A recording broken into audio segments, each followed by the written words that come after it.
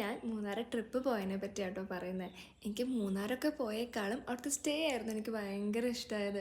നല്ല പീസ്ഫുള്ളായ ഒരു cute space ആയിരുന്നു അത്. ഞങ്ങളവിടെ എത്തിയപ്പോൾ അത്യാവശ്യം ലേറ്റ് ആയിക്കൊണ്ട് എനിക്ക് ട്രീ ഹൗസ് ഒന്നും പ്രോപ്പറായിട്ട് കാണാൻ പറ്റിയില്ല.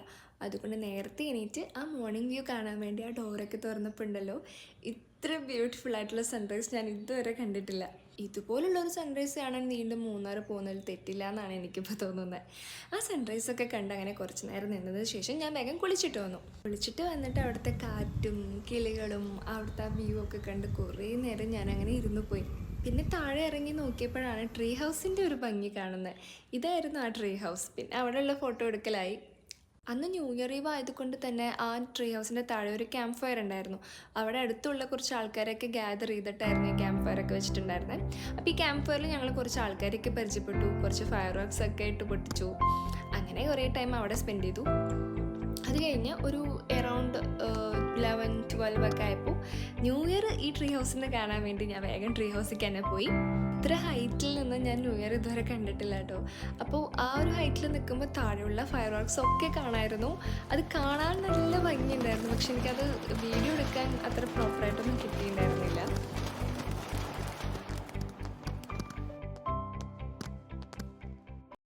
അത് കഴിഞ്ഞ് മോർണിംഗ് കുറച്ച് നല്ല പ്ലേസസൊക്കെ പോയി.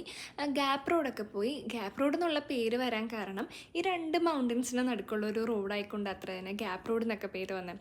അവിടെയും കുറേ നേരം സ്പെൻഡ് ചെയ്ത് കഴിഞ്ഞപ്പോൾ പിന്നെ നന്നായി വിശക്കാൻ തുടങ്ങി. അപ്പോൾ കേരള ടൂറിസം ഡെവലപ്മെൻറ്റിൻ്റെ KTDCന്ന് ഫുഡ് കഴിക്കാമെന്ന് വിചാരിച്ചു. ഞാൻ ആദ്യമായിട്ടായിരുന്നു KTDCന്ന് ഫുഡ് കഴിക്കുന്നത്. തരക്കേടില്ലാത്ത ഫുഡായിരുന്നു. ഫുഡൊക്കെ കഴിച്ചതിന് ശേഷം ഗാർഡനിലൊക്കെ പോയി കുറേ നേരം ഇരുന്നു. അത് കഴിഞ്ഞ് പയ്യെ തിരിച്ച് കാറിലേക്ക് പോയി. തിരിച്ച് പോണ വഴി വീണ്ടും ഒരു നല്ല സ്പോട്ട് കണ്ടപ്പോൾ അവിടെ ഇറങ്ങി.